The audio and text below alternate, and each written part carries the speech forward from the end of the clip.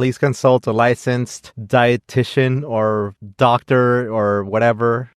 Don't try these things. I don't know what they are, but just don't try them. Welcome to Scary Mystery Surprise, where we talk about scary things that surprised us around the internet. I'm Edwin. I'm Michelle. It's after Christmas, and it's a season of indulgence.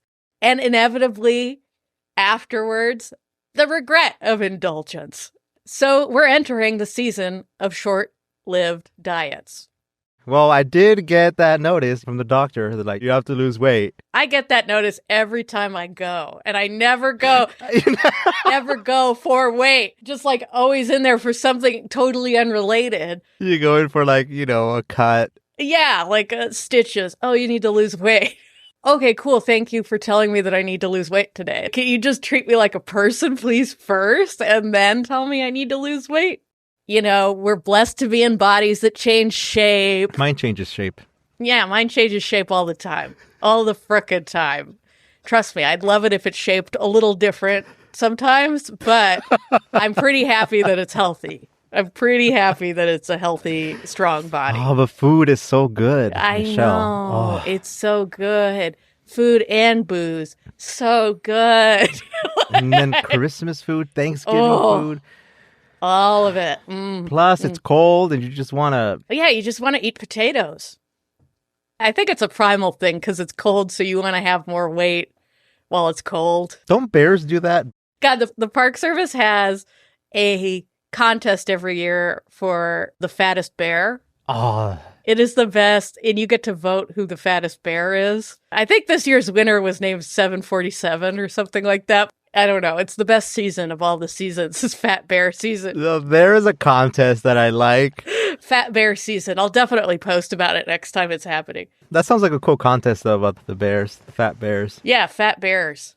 It doesn't make sense, though, scientifically. Like, yeah, so you put on all this weight during the winter. I mean, for bears, they go to sleep after and they hibernate. Yeah, and then they don't eat. And then they're just come out and they're starving, pretty much. Although sometimes they give birth while they're hibernating. Isn't that cool? Wow. Yeah, super cool. Bears are cool. I think bears are cool. I should go to sleep after eating that much. Well, wait. I might have a diet for you. Okay, cool. The Sleeping Beauty diet. You can eat whatever you want on this diet. Ranging from deep-fried pickles to peanut butter to bacon to banana sandwiches. This was Elvis's favorite diet. He'd stay asleep for up to 20 hours a day. When you're sleeping, you don't eat. He had himself put into a medically induced coma once to avoid the temptation of eating. So you can eat whatever you want, but then you gotta sleep for 20 hours. It sounds great. Although he died very obese. I would say the Sleeping Beauty diet is not functional, but intriguing. If he's actually dead. He is. Oh, that's true. If he's dead. We have conspiracy theorists listening right now, so... How old would Elvis be if he were alive? Or if... I don't know. How old is Elvis now? He is 87 as of August 2022. Oh, yeah. Sorry, conspiracy theorists. Any Southern boy on a Southern diet is not... He would not be alive now. I'm sorry. Granted, it's sad that he died so young, but also he would not be alive at 87 when he's eating deep-fried pickles all the time. Maybe the weirdest one is the Victorian tapeworm diet. The idea is simple and gross. You take a pill containing a tapeworm egg. One hatched, the parasite grows inside of the host, aka you, ingesting part of whatever you eat. In theory, this enables the dieter to simultaneously lose weight and eat without worrying about caloric intake. In theory, it's... Yeah, and it sounds great. I like it. In theory, yes. Actually, it's funny because this came up again because Khloe Kardashian brought it up. Like, she's like, I should get a tapeworm to lose weight. And so Vice ended up doing an article about it now. Just don't do it. So was this a thing? Yeah, people sold these little pills that you'd buy. and you take it, and then the tapeworm would supposedly help you lose weight. To be fair, you would lose some weight. But then there was a problem of getting rid of the tapeworm because you'd reach your quote-unquote desired weight. And then it'd be really hard to get rid of the tapeworm. Tapeworms in your body can cause seizures, dementia, and in some cases, meningitis. And they can grow so long they block up your intestines and you can die. That sounds terrible. And any case where people say they've lost weight, like permanently doing this, is an urban legend. It's never, ever been proven. But it is pretty creepy because there's a bunch of pictures of people holding up tapeworms and they look like egg noodles. The kind of long, flat noodle. Just, it was, Oh, no. Makes you wonder about dementia, though. Does everybody just have a tapeworm? Did everybody just get a tapeworm from pork? Hey, that's possible, right? Yeah, not great. But a lot of these diets do take place in the Victorian era and then around the time of the 20th century. The early 20th century, there was a bunch of stuff going on. Do you know if anybody uses that today? What, tapeworm? Tapeworms, yeah. I was looking it up, and there's like a lot of people who get it in like China from eating like bad pork and stuff like that. Like you can get it from just traveling. It's like still around, but I don't know if people still do it as a diet thing. It's going to make your stomach bloated. That's the thing where it's not going to make you lose weight. Like you're going to get so sick. Oh, it's just the way you described it though. Like that's so visual. That's why it's called a tapeworm. Yeah. Yeah. Wow. Okay, mind blown. I don't know why I hadn't thought of that. I always imagined them as bean sprouts. They look like noodles, and they're like that color, too. They're like egg noodle. Oh, no. Like that whitish, yeah, yellow. Okay. Moving on. So another diet in the early 20th century, there was this guy, American food faddist Horace Fletcher. Faddist? Food faddist. Faddist. Faddist, like a fad. Oh, I thought like fat. Yeah, not like fat. No, fad with a D. But Horace Fletcher came up with this novel way of improving digestion and keeping his weight down. The initial philosophy behind this diet wasn't bad, which is like the theme of a lot of things, except for the tapeworm diet. It's not all bad. So his thing was to take your time when you're eating, be mindful of what you're eating, and only eat when you're hungry. Great. That's normal. Great advice, yes. That's normal. However, the main principle of Fletcherism, as it became known, was to chew everything you ate at least 32 times, or until it became liquefied and flavorless. Why would anybody want to chew that? Well, he got the name as the Great Masticator. That was what they called him. And he was denounced as a quack. And that's pretty impressive in the early 20th century, is that there were so many quacks that, like, to get denounced as a quack in your own time. Isn't there, like, I gotta admit, sometimes I don't chew my food all the way. Right. Like, it's just, I don't know your reason. I don't know my reasoning for it, but it's just 32 times, and that's a lot. Sounds like to start digesting, might as well. But it also led to constipation of the most serious kind, in quotes. Oh, not of the most serious kind. That's the worst. You know, you get to that age, Michelle, where you're like, we actually talk to your friends about constipation and you talk about all those things. Yeah, of course. It's like you think you're never going to do it. And then next thing you know, hey, can I ask you something, Michelle? I mean, look, there are a few joys in the world than having a big shit in the morning. You know what I mean? Like, it's just, when everything's going smooth, life is good. Okay, back to the Great Masticator. Fitting. It's a fitting name. I like it. It is. It's the best. So when you do eat slow, it releases a hormone called PYY, which is the hunger-suppressing hormone. So technically, by chewing your food slowly, your stomach will tell your brain faster that you're fuller. Because sometimes when you eat fast, it can take up to an hour for your stomach to tell your brain that you're full. So you've eaten all this food and... Wow. Okay, that makes sense. So like those competitive eaters, You have to eat super, super fast. It's like double benefit. They eat super, super fast, and they don't know that they're full. And then, oh, that must feel like crap after. I can't even imagine. I can't even imagine. The next diet, cigarettes. That's a diet. That's a diet. Yeah, 1922, they really promoted that ultra slim physique. There's like a campaign where it's Get Slim with Lucky or something, like the Lucky Strike cigarettes. Wow. I didn't know that was a diet thing. Well, yep. Cigarettes are extremely bad for you, though. All of these diets could kill you. Fletcherism from your constipation, that would be a sucky way to go. I don't know. Maybe dementia from your tapeworm. I'm not quite sure which is worse.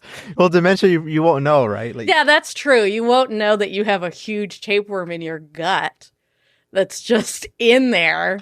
Ugh. it's terrible. Ugh. It's a terrible death.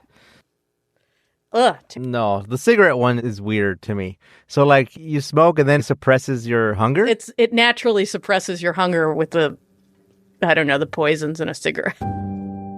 Speaking of poison, arsenic was used as a way to lose weight. That took a turn. Okay.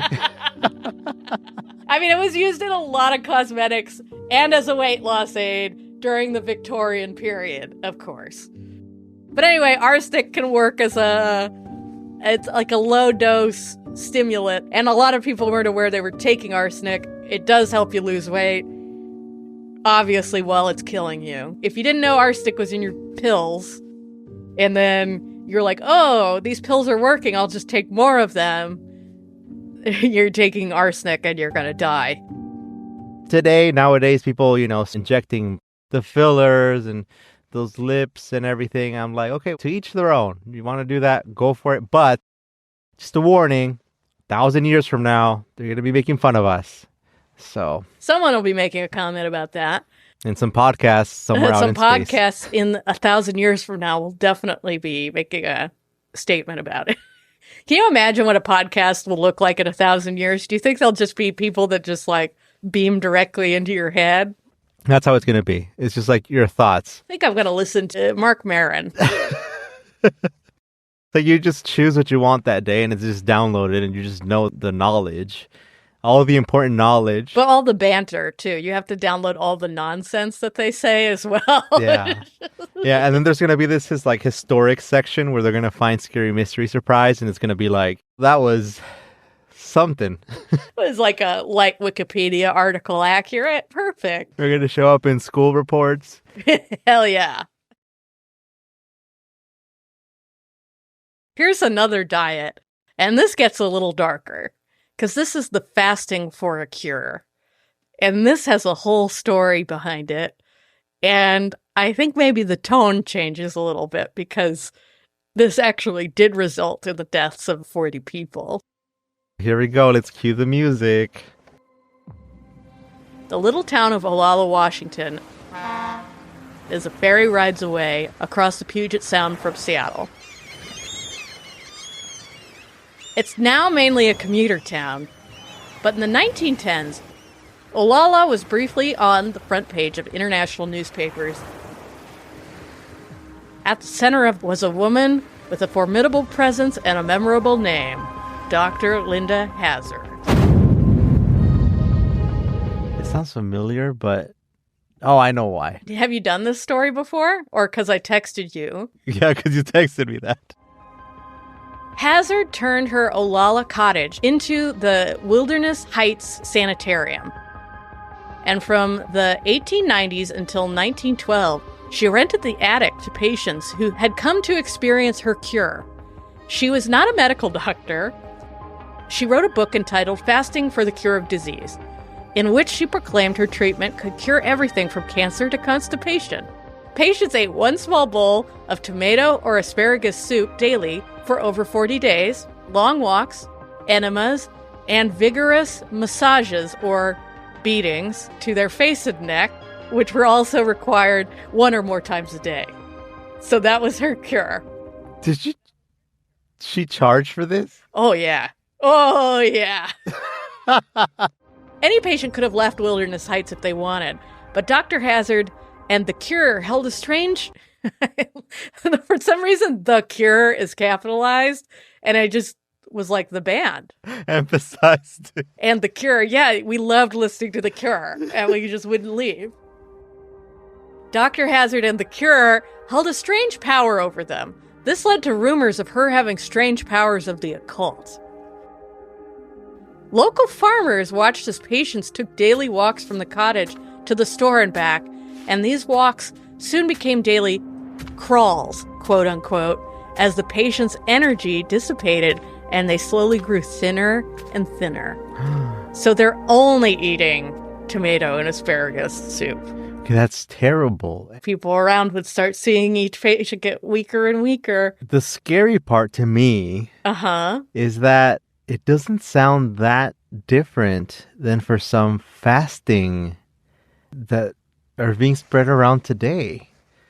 I know. I have a diary entry from one of the patients, and he wrote down what the menu was like. So it starts February 1st. Saw Dr. Hazzard, began treatment this date. No breakfast. Mashed soup dinner, mashed soup supper. February 5th through the 7th. 1 orange for breakfast, mashed soup dinner, mashed soup supper. February 8th. 1 orange for breakfast, mashed soup dinner, mashed soup supper. February 9th through the 11th. 1 orange for breakfast, strained soup for dinner, strained soup for supper. February 12th. 1 orange for breakfast, 1 orange for dinner, 1 orange for supper. February 13th. 2 oranges for breakfast, no dinner and no supper. February 14th. 1 cup of strained tomato broth at 6 p.m. February 15th. 1 cup hot strained tomato soup night and morning. February 16th. 1 cup hot strained tomato soup a.m. and p.m. Slept better last night. Head quite dizzy. Eyes yellow streaked and red. And then this diet continued more or less unchanged until his hospitalization on March 28th, where he died that afternoon. So he died of starvation. Okay, that's sad. That's the thing that's so bizarre, right? Is that nobody's... Like, you can leave whenever you want. You can leave whenever you want. I don't want to eat just 2 oranges today. Again, Michelle, again, just like today. It's very sketch. So there were patients who survived and left Olalla that did get out and had enough sense to go, but many of them died. How many is not known. Estimates range from 24 to over 40, possibly higher. Hazzard acted as the attending physician to her patients, personally performing autopsies on those who died by laying their bodies on an ironing board she placed over a bathtub in her cottage. So not only is she keeping people in the attic, she's doing autopsies on an ironing board in her bathtub. Didn't she have enough money to buy an autopsy table and... You'd think. She seldom filed death certificates with the authorities and had a special arrangement with a discreet funeral home in Seattle for burials. And conveniently, most of the patients who died left all of their property to Hazzard. She made him sign like a thing? Yeah, few knew that her husband Sam had been kicked out of the army for forgery and embezzlement. So, yeah, they're definitely in it together. They were very interested in rich people that had no family. Her 2 most famous victims, in 1911, these British heiresses Claire and Dora Williamson came to Wilderness Heights to follow The Cure. Now I can't stop. I'm just imagining The Cure right there in live, 24/7. Who wouldn't go? Singing their new hit song, Diet. Deadly Diet. We're gonna die at the diet. It's 1911. They're in their 30s. They're both, nothing's really wrong with them, but they're just both, one was complaining about a dropped uterus, and one was like, oh, my glands are swollen. Like, they weren't really sick. They're just like, oh, but we could be better, which is a thing that is definitely, as someone who spent some time at a biohacking conference, definitely a thing that you see is people with a lot of money being like, oh, we could be better. Yeah, you know? Optimization of your body, man. Yep, optimization, which is what they were into. They had already stopped eating meat, and like they'd stopped wearing corsets, which, good for them. That's logical. But yeah, basically they went to Olalla and they stayed at her clinic and they lost more than 50% of their body weight. which Claire died, but not before sending a cryptic letter, which I love this part of the story. It was so weird. She sent a letter to her and her sister's former nursemaid in Australia. So like their nanny growing up. And she sent a letter that said something like, please come visit us in Olalla. And that's all it said. And then I wrote, the nanny was like, what the bloomin' onion is going on here? So Margaret, their nursemaid, took a steamer to the U.S. and went to Olalla. And when she got there, she was able to save Dora, who was now only 50 pounds. Dora couldn't even sit down. She was in pain. She was so thin, but she didn't want to leave. And so why? Because of the spell that this woman put. She's like, you're getting better. You're going to get well. All the spin that there is. Oh, you have to go through it to get healthy. If you feel like shit, then you're getting better. That kind of thing. Margaret went and got their uncle who lived in Portland. And so they were able to get Dora out of there. So Dora's health never recovered, and she actually went and lived in Australia. I honestly think with Margaret, which I thought was weird, but very sweet of their childhood nanny to come and save them. Why their nanny instead of They didn't have parents anymore, so it was or their uncle. How come they didn't write their uncle? I don't. Who was right there, right? Or who was right there? Yeah, I'm not quite sure. But it also took the British consulate getting involved, because these were two British women, to get Dora out of there. So the British consulate actually filed charges of manslaughter against Linda Hazzard for the death of Claire. So she went to jail in 1913. Nice. Justice. Well, she spent 2 years there, and she claimed that she fasted the whole time to prove her method. She started spreading it around the jailhouse. Yeah, it's just weird. It's just super weird. It's like, hey guys, I'm going to tell you about the cure. The cure. The cure. I'm going to tell you about the cure and why boys don't cry. Why I'm only in love on Fridays or whatever. Or, it's Friday, I'm in love. Friday, I'm in love. I'm only from Fridays. Friday, I'm in love. So she spent less than 2 years in prison, and then she traveled to New Zealand, where she continued practicing her homeopathy. She eventually got kicked out of New Zealand because they put in regulations where you can't practice medicine if you're not a doctor. So in 1920, she returned to Olalla and built her large sanitarium and nursing home that she'd always wanted to build. It was her dream space that she'd wanted for her cure, so she could treat people. And this time, however, local authorities made sure none of her patients experienced the same fates as the Williams sisters. So people were watching her now. So there was no more crazy starving people to death. It's hard to tell whether Linda Hazzard planned to murder her patients, which, I don't know, that's an interesting thing, because it's she really did believe in this cure. But then she did this cure to rich patients who had money. Oh, she looks terrible. Yeah. She looks mean. Yeah, she looks mean. Look up the Williams sisters, because they're pretty cute women. And then once you see Dora after she's been through this, she's... The Williamson sisters. Oh, what? They wanted to lose weight, or they had... This fasting was supposed to cure whatever's wrong with you. So like a cancer to constipation. So one of them had the dropped uterus and one of them had swollen glands. So this was going to cure that. Oh, no. This is terrible. Some people swear...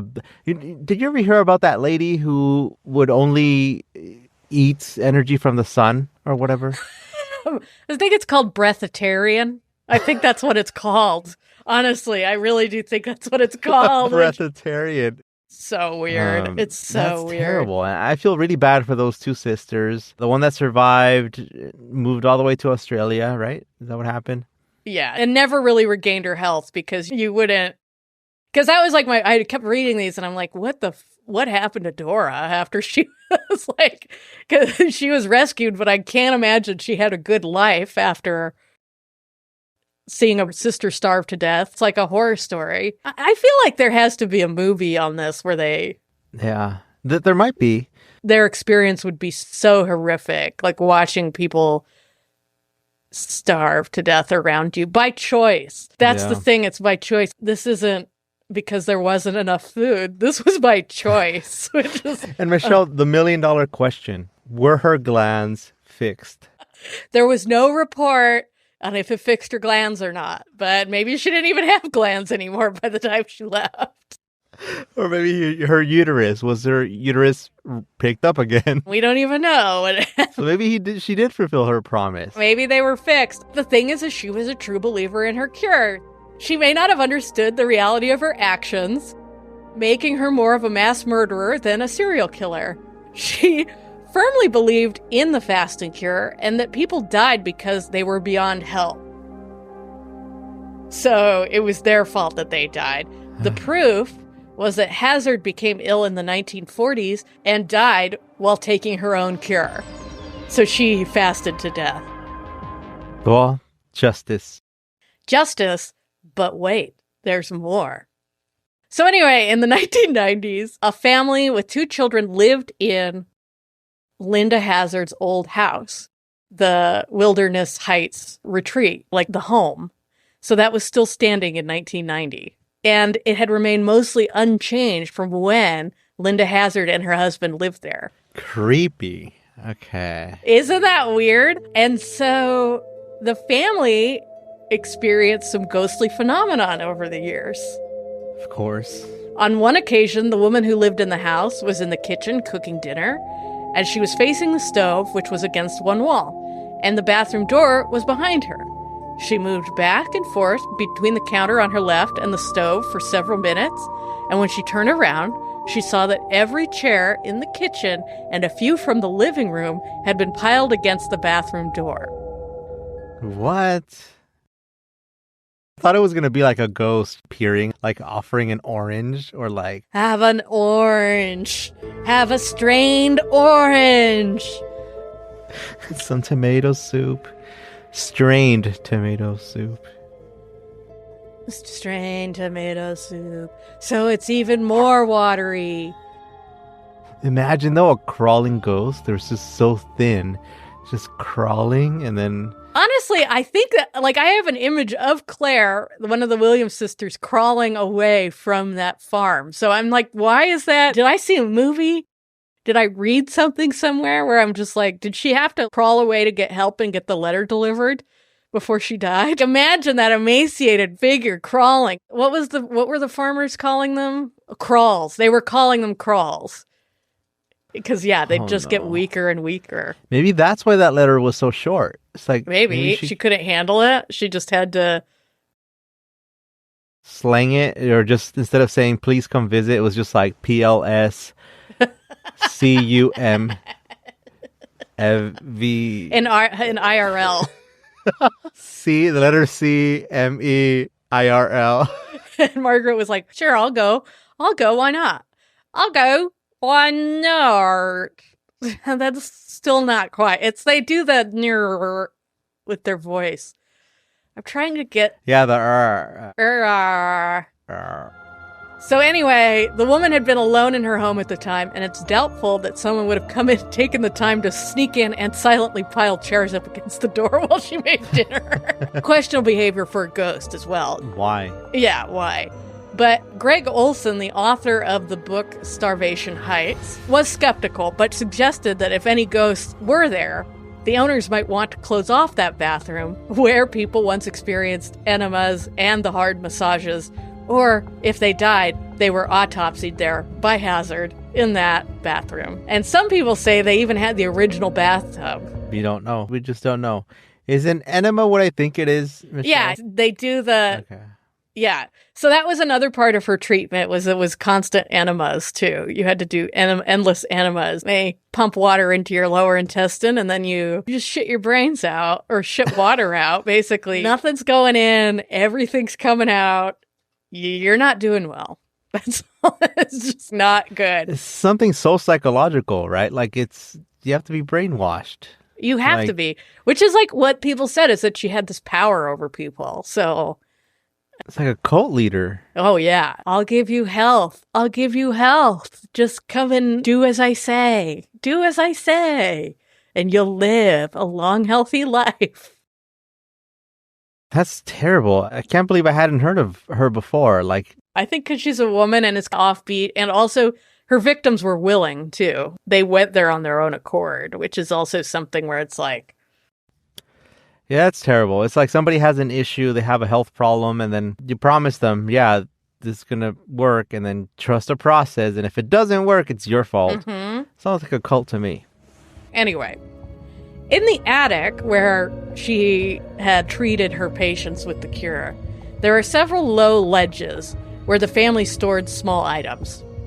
And a psychic once said she saw the spirits of many of Hazzard's victims sitting on the ledges, too afraid to even move after death. Wow. And the psychic burst into tears several times over the anguish she felt saturated the walls of the little house. Wow. Where the cottage once was, they call it Starvation Heights, that whole area where the sanitarium and the cottage were. Like It's a nice name. The locals call it Starvation Heights instead of Wilderness Heights, which she called it. You know, now that the cottage is gone, they don't know if spirits are still there or not. But it seems we will always be hungry for an answer. Wow, I don't want to say anything because that was a perfect ending. People literally died. And people are dying now for stuff like that. And I know. it's terrible. I feel sad for those people because they were convinced into doing something like that. But also, come on, like, they could have left. Could they have actually left? Seems like a lot of them did leave. It seems like some of them were not allowed to leave, like when they were rich and did not have any connections. I think that is when they were held against their will. I know, I hate to sound like that too, but yeah, I don't want to sound like a conspiracy theorist. Or like one of those people. Like all those things that happened back then are happening now, and scary. Yeah, it's not that big of a jump. It's just not. Yeah, and like you said, like all those things that we see back then, we're like, wow, people did that. Wow, people I'm like, wow, you ate a tapeworm. Yeah, now it's but then like wow. Khloe Kardashian's talking about eating a tapeworm. There you go. The thing is that if you have a healthy body, you're lucky, and that's fine. You know what I mean? I think that's it. Like, I think you're very lucky, and that's great. And to be like really appreciative of that healthy, happy body, whatever shape it's in right now. So there you go. A positive message for the end of the year and the holidays. Yeah. Although I have started a new diet where I just eat Tide Pods. Not encouraged, to each their own. Be sure to rate and subscribe wherever you get your podcasts. We haven't done a call to action in a while. Send us a DM over on Instagram at Scary Mystery Surprise if you have an idea for us. Oh, yeah. You can also reach us via email. It's in the description. We love hearing all your juicy stories. Oh, Michelle, let's do one of the responses or something. Oh, yeah. We got some reviews, Michelle. This one, we're going to read some of the recent ones. Hopefully they're good. It says, great talk show / horror pod ... Oh man, Apple Podcasts cuts it off, but probably says podcasts. From Patchouli Drop, says right here, they have great chemistry, they're funny and cover topics well. Do staircases in the woods and back rooms and number stations and La Llorona. Also, I haven't heard any faked or forced laughter. I don't know what those reviews are about. Yeah, the people just hurt our feelings, man. Like, thank you, because it's not faked or forced laughter. And we were just starting out, and they're just like... It was rough. It was rough, but... Reviews. Look at where we are now. I know, look at us. We got almost 40 followers. Fuck yeah. We have 29 ratings. Which is awesome. Fuck yeah. And La Llorona is going to be coming up. Wait, was I supposed to say that? Yeah, you can say that, I guess. But we won't tell them when. Yeah. That'll be the surprise. Yeah, we won't tell them when. It is coming up, though. Yeah, and Staircases in the Woods, actually, we're going to add that to the list. We are going to have that. It is. I think it's on the list somewhere. Second review, the user, I love scariness with a Y. I like that. It says, love it.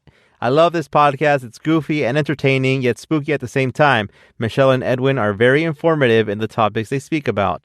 Thank you. Thank you. I love scariness. Thank you. Really nice message. I like that. And then from our emails, we got We have one from Roxanne, who says she sent us a really nice email, Michelle. I think I forwarded this to you. She's saying that she signed up through Apple Podcasts to the premium channel, which is good. Awesome. Thank you, Roxanne. And that says, I love the banter and humor on Scary Mystery Surprise. You're very talented. Please keep doing what you're doing. Wow, you're talented, Michelle. We're talented. Yes, we are. Oh, that's nice. Yeah, that's super nice. People are so nice to us. I feel like we don't deserve it. It's super nice. It's nice to do a project that people actually like for once. As someone who's done several projects in their life and never had people actually write nice things ever.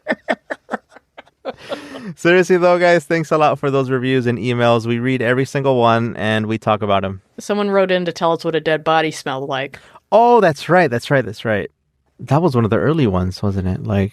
Right at the beginning. So maybe September? So here's an email from subject, Smell of Death. What episode? Oh, must have been after our hotel rooms episode. Yeah. Hi there. I was listening to stories about dead bodies found inside hotel rooms. You and your co-host were wondering about the smell of a decomposing body. I am an embalmer, funeral director, so I know that smell. And this is so exciting. I love it when we get an expert writing in. This may sound raunchy, but the best way to describe the smell, it's just worse than the worst fart you've ever cut. Why does it have to be my own fart? Why can't it be? I would say the worst farts are always dad farts. I know. They're always. Why is that? I don't know. Something's just they're older. They've more toxic stuff. They've just been on Earth longer, and you're usually trapped when they fart. So it's like you're trapped in the room or something like that has happened. In the car. In the car. Oh, God. It's terrible. And then it says, who hasn't been treated to that at least once in life? That's terrible. Or walk down a city street and stop near a manhole cover. It is nasty, rotten egg infused odor. When a dead body is beginning to decompose, the gut bacteria need oxygen to live. When the circulation ceases, the oxygen stops too.